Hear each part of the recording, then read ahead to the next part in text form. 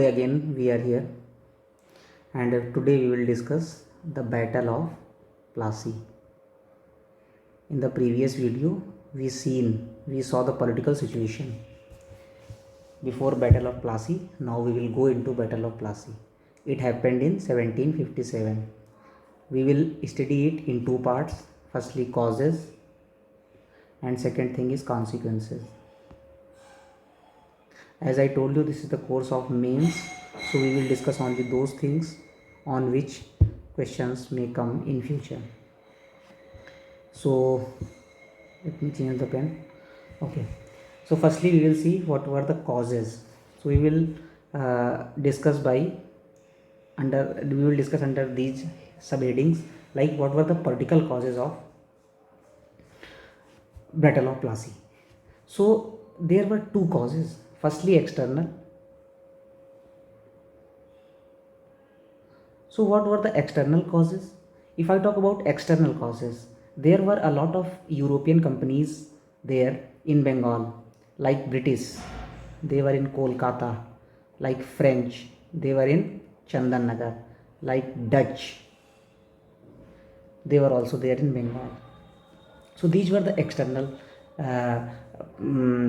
problems, external causes behind Battle of Plassey. Because these, जब आपको याद होगा कि ब्रिटिश और फ्रेंच में जब तनाव बढ़ा था तो इन लोगों ने फोर्टिफिकेशन शुरू कर दिया था, है ना. इसी प्रकार अलीवर्दी खान जो था, उसकी कुछ ऐसी पॉलिसीज़ थी कि वो सभी यूरोपियन कंपनीज़ को बंगाल में बना रहना देना चाहता था ताकि किसी की मोनोपाली ना स्थापित हो. इससे भी ब्रिटिश नाराज़ हुए थे.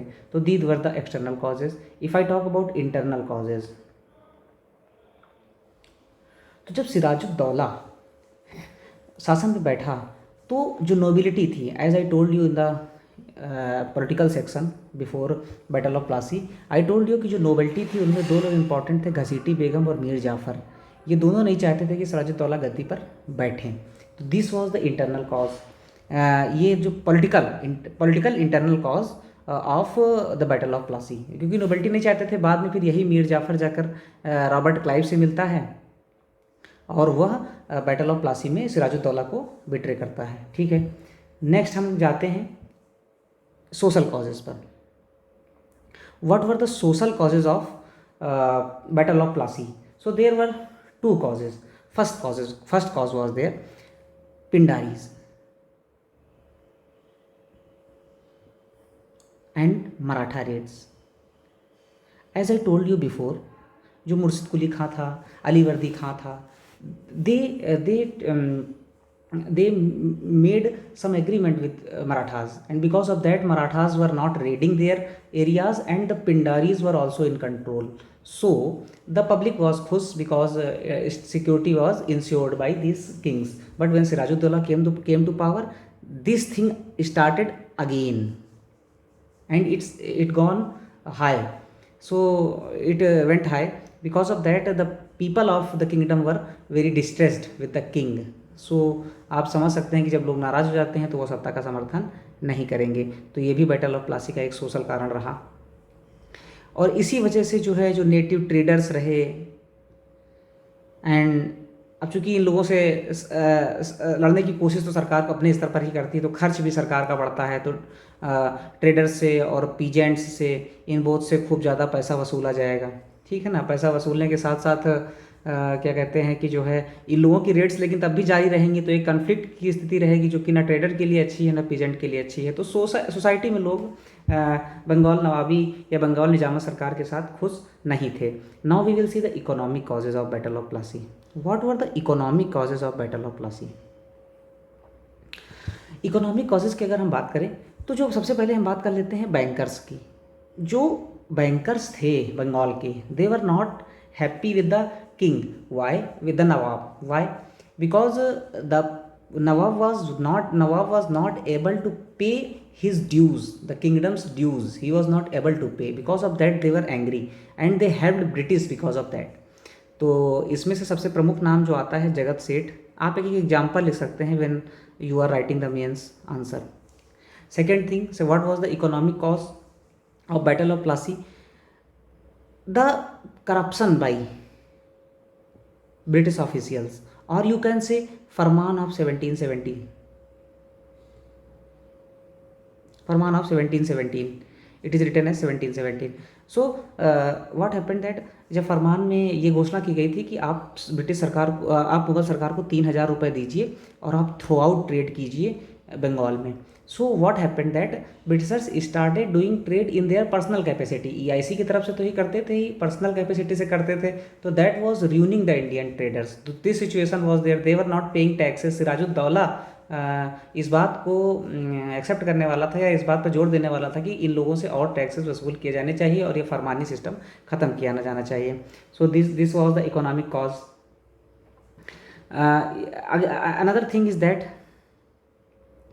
कि I think these were the two reasons because of that the Battle of Plassey happened. So firstly we will revise very fast कि political cause में ये था कि ब्रिटिश, फ्रेंच और डच ये एक्सटर्नल प्रॉब्लम्स थी जिनके बीच आपस में संघर्ष चल रहा था. फिर फोर्टिफिकेशन वाला इश्यू हुआ जिसकी वजह से लड़ाई शुरू हुई. इंटरनल कॉज में अगर हम नोबिलिटी की बात करें तो मोहम्मद जाफ़र और क्या कहते हैं घसीटी बेगम ये सब चाहते थे कि सिराजुद्दौला को सत्ता से बाहर कर दिया जाए. इसमें उन्होंने रॉबर्ट क्लाइव की हेल्प की. अगर हम सोशल की बात करें तो पिंडारी और मराठा रेड के कारण जो नॉर्मल पब्लिक थी वो सत्ता से, नवाब से नाराज़ थी. इसके अलावा नेटिव ट्रेडर्स और पीजेंट्स भी परेशान थे. इकोनॉमिक कॉजेज़ की बात करें तो बैंकर्स जो थे वो अगेंस्ट थे सिराजुद्दौला के. एंड अगर हम बात करें कंपनी की तो कंपनी ऐसे काम कर रही थी, ऐसे करप्शन वाले काम कर रही थी जिससे नवाब नाराज हो गया और युद्ध शुरू हो गया. Now if I talk about, देखो कॉजेज़ में एक कॉज हम और लिख देते हैं. लोग अक्सर बात कर लेते हैं कि what was the trigger of this battle of Plassey. So what was the trigger? I told you there are a lot of triggering things like fortification of Fort William. This was the triggering cause. Second thing was that I have told you the story of Raj Vallabh. Raj Vallabh was in the court of Sirajuddaulah and he did corruption and he sent his son Kishan Das to the Fort William with all the money.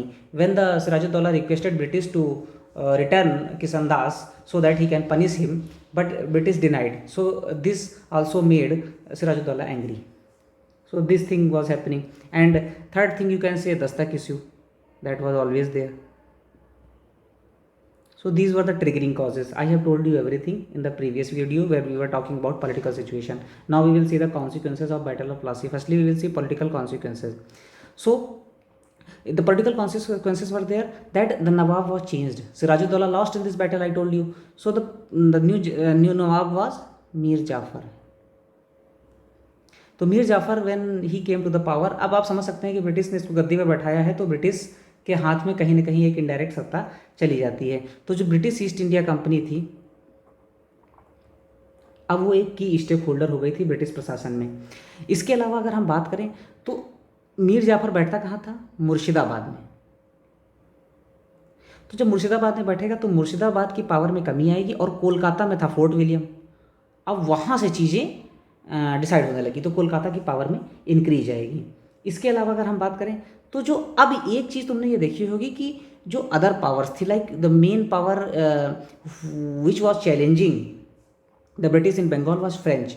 So their influence was also decreased and they became secondary to the British.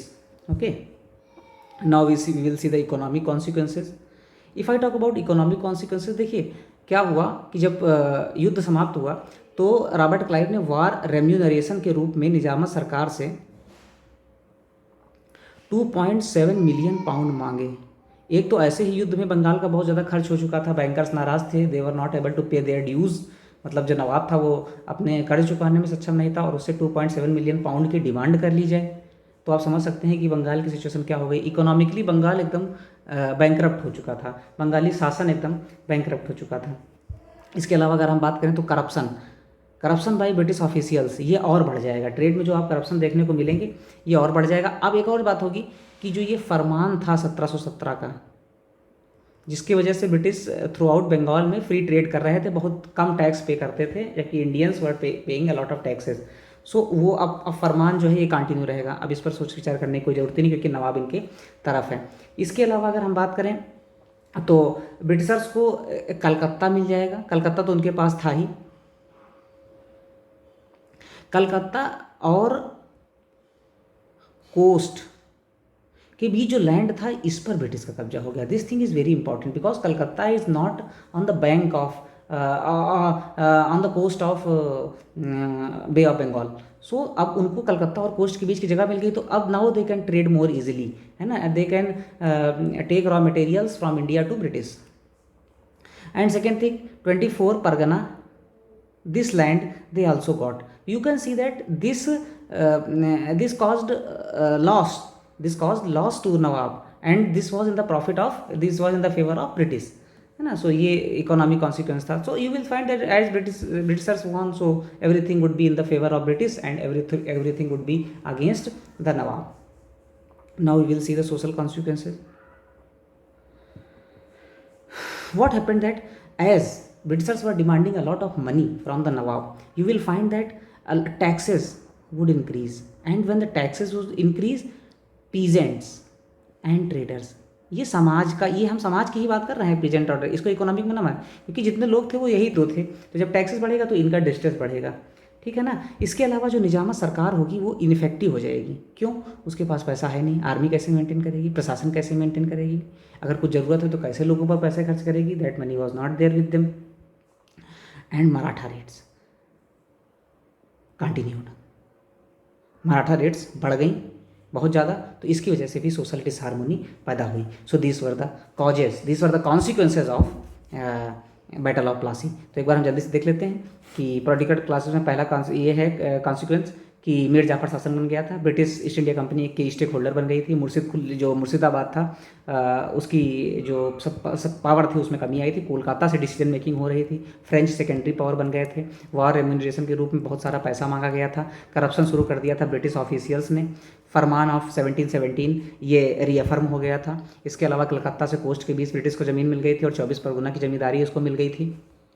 तो देवर क्या कहते हैं, collecting tax from there. Social की अगर हम बात करें तो taxes were increasing on peasants and traders, so they were in distress. अगर हम if I talk about administration, so if ineffective administration, if I talk about ineffectiveness of administration, so that was there, and because of that people were facing a lot of problems, and Maratha rates also increased. So thanks for today.